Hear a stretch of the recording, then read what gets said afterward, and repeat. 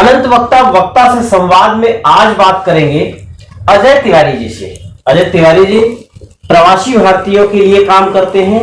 प्रवासी का प्रवास कैसा हो, भारतीय प्रवासी परिषद चलाते हैं, एक बाकायदा संगठन, देश के लगभग 15 राज्यों में काम करता है इनका संगठन। संगठन का मूल उद्देश्य संगठन की समाज में भूमिका, सहभागिता, समाज से सहयोग, समाज को सहयोग क्या है, इन विषयों पर चर्चा करेंगे। स्वागत है आपका, मैं हूं पंकज उपाध्याय, आप देख रहे हैं अनंत वक्ता मीडिया।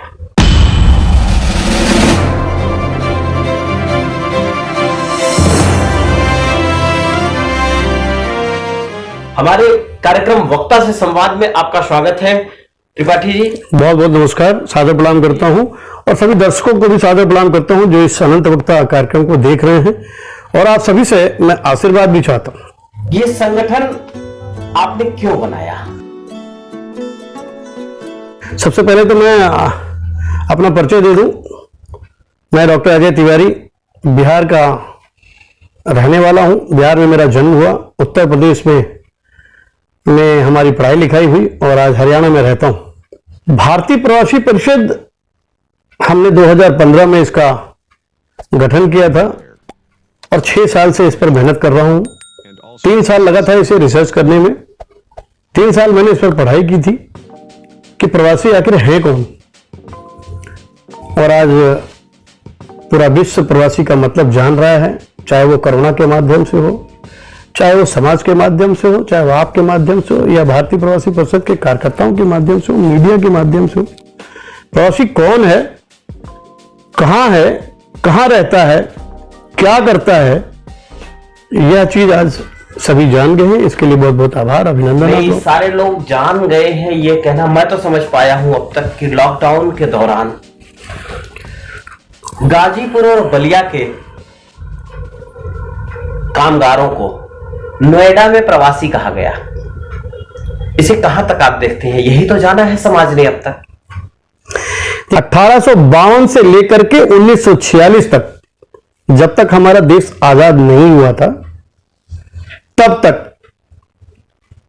जब ब्रिटिश सरकार हुआ करती थी, हमारे भारत देश के लोगों को, हिंदुस्तानियों को गिरमिटिया मजदूर बनाकर, बधुआ मजदूर बनाकर कनाडा, मॉरिशस, यूके काम करने के लिए भेजा जाता था, और उनके लिए एक लेटर बनाया जाता था जिस लेटर का नाम होता था माइग्रेशन लेटर, माइग्रेटेड लेटर। उस माइग्रेशन और माइग्रेटेड लेटर का हिंदी जो होता था वो प्रवासी होता था। लेकिन सब 1947 में हमारा देश आजाद हुआ, 1950 में संविधान बना, तो हमारे देश के संविधान में ही डोमिसाइल और माइग्रेशन का चलन लाया गया। पहले जब वो विदेश में रहते थे उन्हें प्रवासी कहा जाता था, लेकिन आज जो विदेश में रहते हैं भारतीय, उनका दूतावास में इमिग्रेशन सर्टिफिकेट बनता है। और आप सभी जानते हैं कि इमिग्रेशन की हिंदी अप्रवासी होता है, प्रवासी नहीं होता है। हमारे देश की विडंबना है कि इतना ज्ञान रखने के बावजूद भी सन 2001 में प्रवासी मंत्रालय बनाया गया और विदेश में रह रहे भारतीयों के लिए काम किया गया, जबकि उस मंत्रालय का नाम अप्रवासी मंत्रालय होना चाहिए। यदि प्रवासी मंत्रालय बनाया है तो भारत के संविधान के अनुसार एक राज्य से दूसरे राज्य में रहने वाला व्यक्ति प्रवासी है, और उस प्रवासी की मदद प्रवासी मंत्रालय से आज तक ना कही जा रही है और ना मिल रही है। आदरणीय, मैं आपको बताऊं, यह देश की विडंबना है कि 2001 में जब प्रवासी मंत्रालय बनाया गया, तब से अब तक उस प्रवासी मंत्रालय में लाखों करोड़ रुपए इस्तेमाल किया गया, लेकिन विदेश में रह रहे भारतीय जो अप्रवासी हैं उनके लिए भी कुछ नहीं किया गया है। आज सभी ने देख लिया कि भारत देश में जो किसी दूसरे राज्य में रह रहा है, उसकी बदौलत उस राज्य का विकास नहीं हो रहा है। चाहे आप महाराष्ट्र ले लीजिए, गुजरात ले लीजिए, दिल्ली ले लीजिए, आप हरियाणा ले लीजिए, उत्तर प्रदेश में भी 50 लाख प्रवासी रहते हैं, बिहार के हैं, बंगाल के हैं, राजस्थान के हैं।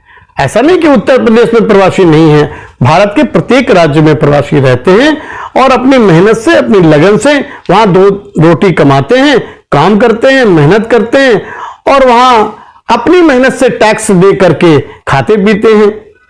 यदि वहां के प्रवासियों को सुरक्षा न दी जाए, आपका इशारा जो मैंने सुना कि भाई उत्तर प्रदेश में नोएडा के लोगों को प्रवासी कहा जाता है, जी नहीं, ऐसा नहीं है कि उत्तर प्रदेश में नोएडा के लोगों को प्रवासी कहा जाता है। यह संविधान के अनुसार गलत है। लेकिन प्रवास शब्द, प्रवास करना मतलब, जैसे आप भी रहते हैं फरीदाबाद में रहते हैं, अगर तो फरीदाबाद से अगर मेरे को फरीदाबाद में मिलने आए तो आप प्रवास पर हैं। इस संगठन के माध्यम से प्रवासियों की कितनी मदद आप कर पाते हैं और क्या ढांचा है मदद करने का तौर तरीका? आप यदि किसी राज्य में हैं तो एकजुट हो जाइए। एकजुट मैं क्यों कर रहा हूं? यदि पूरे देश का व्यक्ति, भारत देश का व्यक्ति भारत देश को अखंड बनाना चाहता है तो वह सबसे पहले जात पात और प्रांतवाद के भेदभाव को खत्म कर दे। सवाल यहां यह है कि वासी, प्रवासी और अप्रवासी, अगर हम अपने आप को भारतवासी कहें तो बहुत अच्छा लगेगा। और यह भारतवासी कहां का वासी है? बिहार का वासी है, राजस्थान का वासी है, उड़ीसा का वासी है, उत्तराखंड का वासी है। तो अगर वो अपने आप को कहता कि साहब, आपसे भी पूछा जाए आप कहां के रहने वाले, तो आप निश्चित तौर से बोलोगे मैं फला जगह का रहने वाला हूं। तो वो अपने वास के बारे में अगर बताता है तो वो वासी हो गया, और जहां जाके काम कर रहा है तो वहां प्रवासी हो गया, अगर दूसरे स्टेट में रह रहा है तो, और अगर विदेश में रह रहा है तो अप्रवासी हो गया।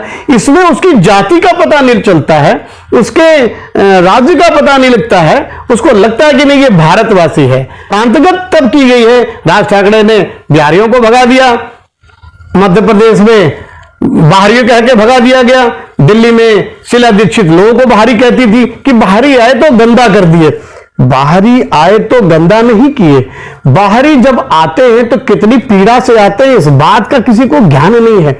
मैं पूछता हूं, जो लोग जिस राज्य से लोगों को कहते हैं कि ये बाहर से आए हैं, कभी उन लोगों ने ये सोचा है कि उनके बच्चे बाहर क्या कर रहे हैं? आखिर उनके बच्चे भी तो पूना, महाराष्ट्र कहीं कहीं पढ़ने जाते हैं ना भाई, तो वो भी तो जाते हैं ना पढ़ने, तो बाहरी तो हुए। आप बाहरी कहने से पहले ये नहीं सोचते कि आपका परिवार बाहर क्यों है? भाई ऐसा थोड़ी है कि हरियाणा के व्यक्ति या दिल्ली का व्यक्ति कहीं बाहर नहीं गया है। ये भारत देश है, भारत देश का प्रत्येक व्यक्ति भारतवासी है, पर कहीं ना कहीं का वासी है, कहीं प्रवासी है और विदेश में अप्रवासी है। और अगर यह सोच लोग बना ले तो देश तो अखंड होगा ही होगा और अखंडता की ओर बढ़ता रहेगा। सरकारें क्या कर रही हैं? सरकारों से सरकारों से कई बार मांग मैंने की, बल्कि मैं हाईकोर्ट में मैंने मुकदमा भी डाल रखा है। मैं भारत सरकार के बड़े बड़े जो सेंट्रल सरकार में बैठे हुए, चाहे नरेंद्र मोदी जी हो, चाहे अमित शाह जी हो, राष्ट्रपति महोदय हो, मैं सबको पत्र लिख रहा हूं। मैं उन सभी से यह चाहता हूं कि वो भारत के प्रत्येक राज्य में एक प्रवासी कल्याण बोर्ड बना दें।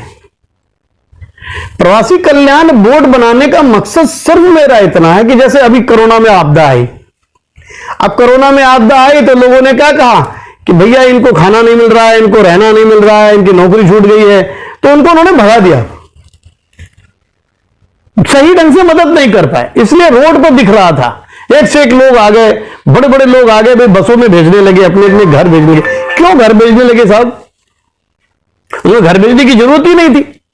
अगर प्रवासी कल्याण बोर्ड होता तो प्रवासी कल्याण बोर्ड को यह पता होता कि साहब इस राज्य में इतने प्रवासी रहते हैं, उसकी गणना उसके पास होती, वो एक फरमान जारी करता, 2 एकड़ 4 एकड़ जगह जगह 2-2 एकड़ 4-4 एकड़ में टेंट लगाता और उन्होंने कहता कि भैया किसी को कोई तकलीफ की भागने की जरूरत नहीं, आप यहां आइए, आपको खाने की सुविधा है, दवा की सुविधा है और रहने की सुविधा है।